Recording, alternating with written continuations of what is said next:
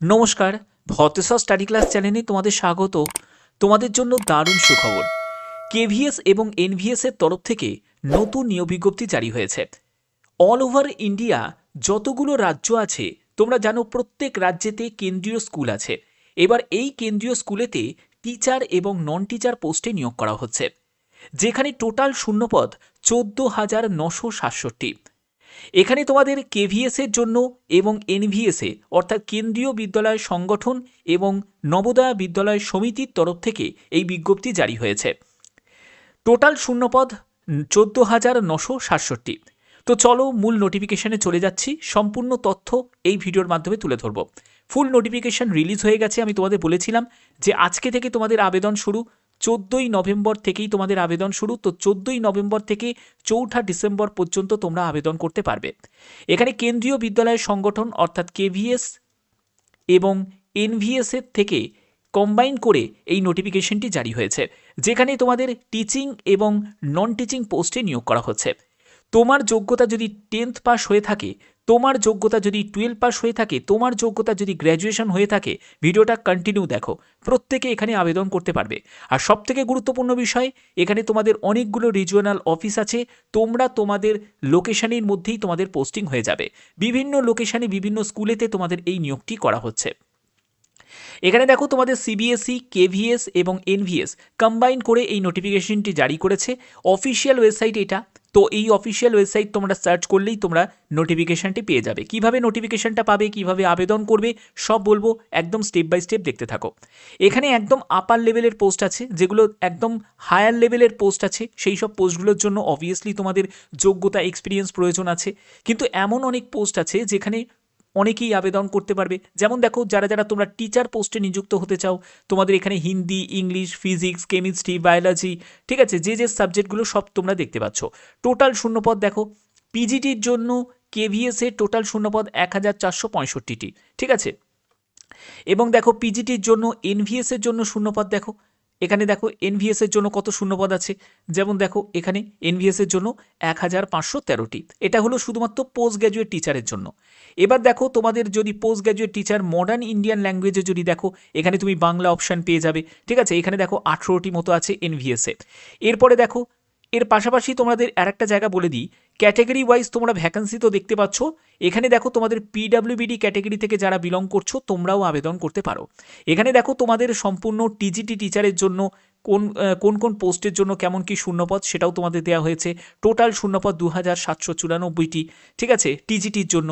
লাইব্রেরিয়ানের জন্যও কিন্তু এবারে শূন্যপদ দেওয়া হয়েছে। দেখো লাইব্রেরিয়ানের জন্য 147টি শূন্যপদ আছে, ঠিক আছে। এরপরে দেখো তোমাদের টিজিটি এনভিএস এর জন্য শূন্যপদ দেখো, তোমাদের এখানে দেখো টোটাল শূন্যপদ দেওয়া হয়েছে 2,978টি শূন্যপদ দেওয়া হয়েছে।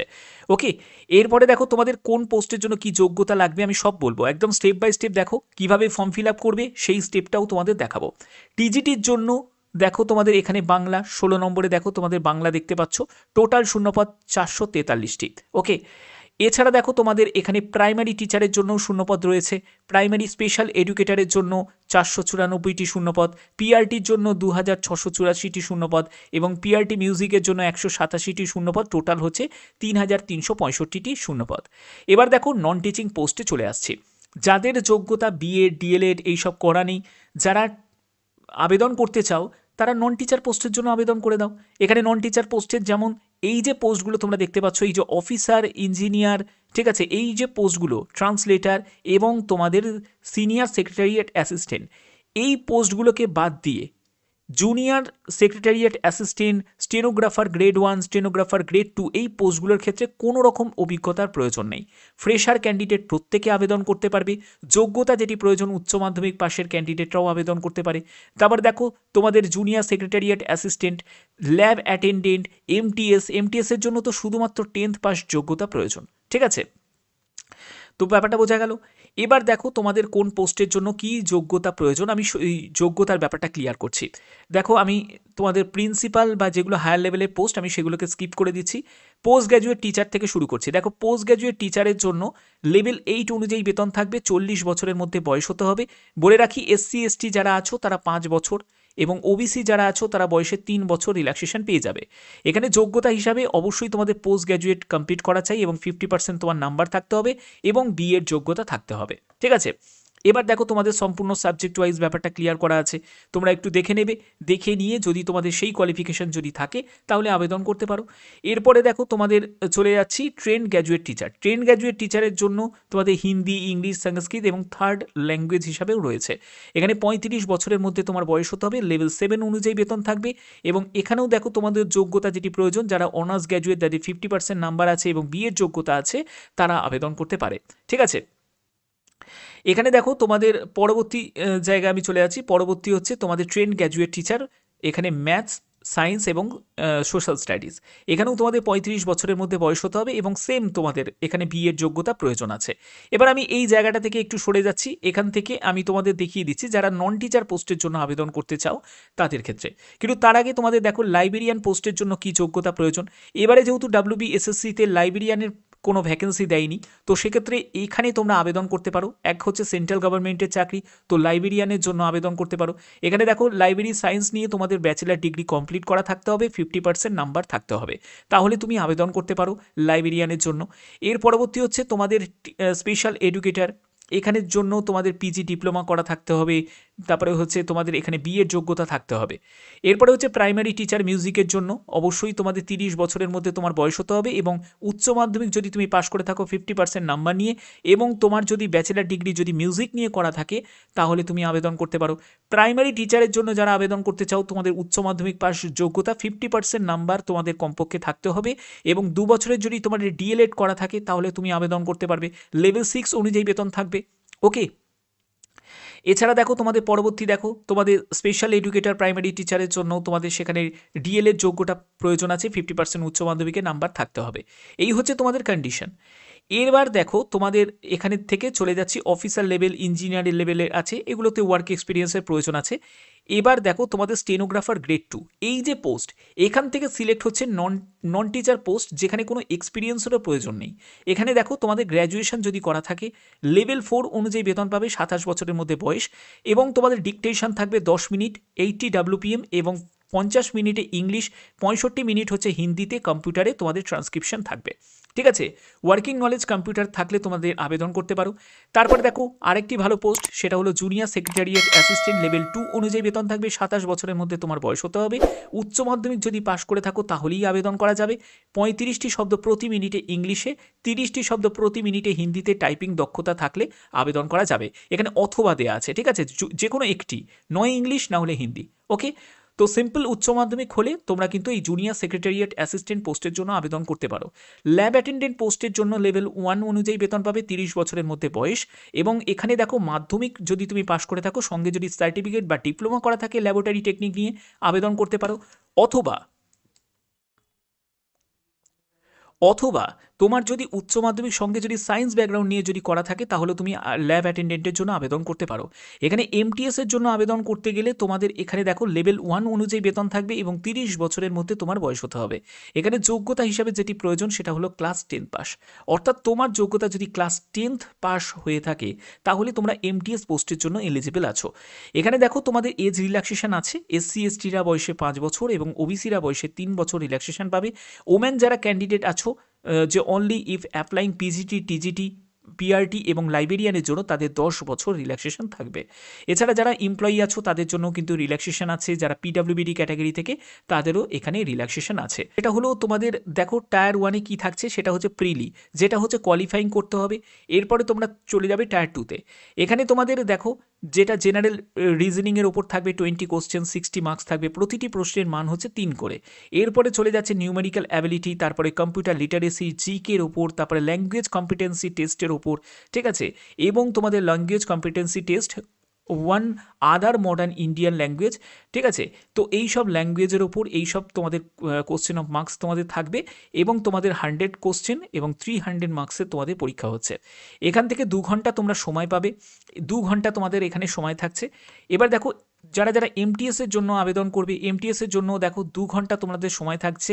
জেনারেল অ্যাওয়ারনেস এবং কারেন্ট অ্যাফেয়ার্সের ওপর 20 কোশ্চেন 60 মার্কস থাকবে। তারপরে দেখো তোমাদের বেসিক নলেজ কম্পিউটার অপারেশনের ওপর 40 কোশ্চেন 120 মার্কস থাকবে। ল্যাঙ্গুয়েজ কম্পিটেন্সি টেস্ট ইংলিশের ওপর তোমাদের 20 কোশ্চেন 60 মার্কস থাকবে। ল্যাঙ্গুয়েজ কম্পিটেন্সি টেস্ট সেখানে 20 কোশ্চেন 60 মার্কস থাকবে। 100 কোশ্চেন 300 মার্কসের পরীক্ষা হবে। ওকে, এবার দেখো যে তোমাদের ল্যাঙ্গুয়েজ রিলেটেড একটা সমস্যা থাকতে পারে যে স্যার কোশ্চেন পেপারের ল্যাঙ্গুয়েজটা কী হবে। কোশ্চেন পেপারের ল্যাঙ্গুয়েজে তোমরা এখানে বেঙ্গলিও পেয়ে যাবে, হিন্দি, আসামিজ, এইসব যতগুলো ল্যাঙ্গুয়েজ আছে এখানে 12টা ল্যাঙ্গুয়েজের কথা বলা হচ্ছে, মানে ইংলিশ সঙ্গে কিন্তু এইসব ল্যাঙ্গুয়েজগুলো তোমাদের অপশানে তোমরা পেয়ে যাচ্ছ।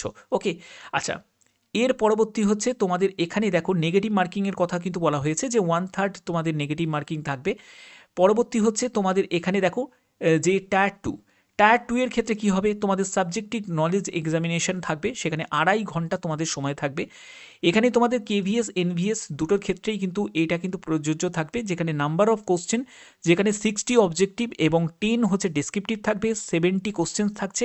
তারপরে 100 মার্কস যেখানে 60 হচ্ছে অবজেক্টিভ এবং 40 হচ্ছে ডেসক্রিপটিভ। ঠিক আছে, এখানে 1/4 হচ্ছে নেগেটিভ মার্কিং থাকবে, 0.25 নেগেটিভ মার্কিং তোমাদের থাকছে।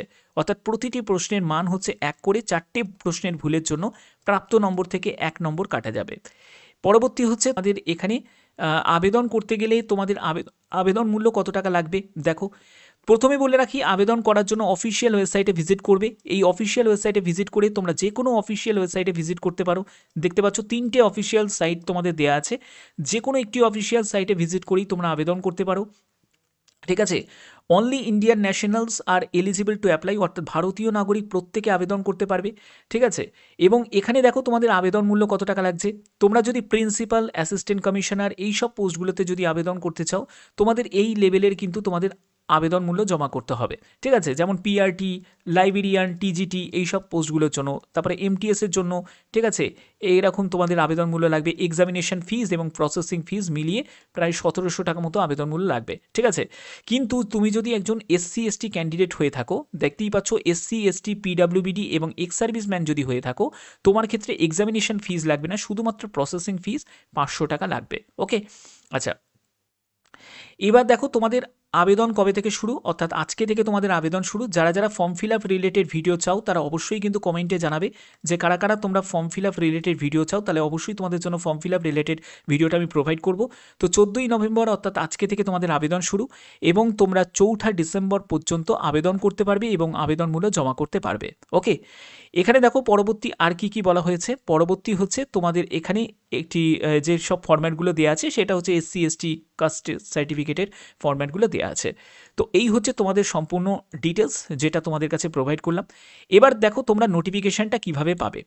এই যে নিয়োগ, এটা কিন্তু সম্পূর্ণ স্টেট ওয়াইজ, মানে তুমি যে স্টেটের জন্য অ্যাপ্লাই করছো সেই স্টেটের মধ্যে যেসব সেন্ট্রাল যে স্কুলগুলো আছে, কেন্দ্রীয় স্কুল আছে, সেখানেই কিন্তু তোমাদের যেগুলো কেভিএস এনভিএস এর আন্ডারে যেসব স্কুলগুলো আছে সেই সব স্কুলগুলোতেই তোমাদের পার্মানেন্টভাবে এই নিয়োগটি করা হচ্ছে। ওকে, এবার দেখো তোমাদের নোটিফিকেশান পাওয়ার জন্য অফিসিয়াল ওয়েবসাইটে চলে যাবে। এই যে দেখতে পাচ্ছ আমি একদম অফিসিয়াল ওয়েবসাইটে চলে এসেছি, kvs সংগঠন.nic.in, এইরকম চলে আসবে। এখান থেকে তোমাদের এমপ্লয়মেন্ট এই অপশানের থেকে ক্লিক করে তোমাদের নোটিফিকেশান রিক্রুটমেন্ট এই অপশানে ক্লিক করবে।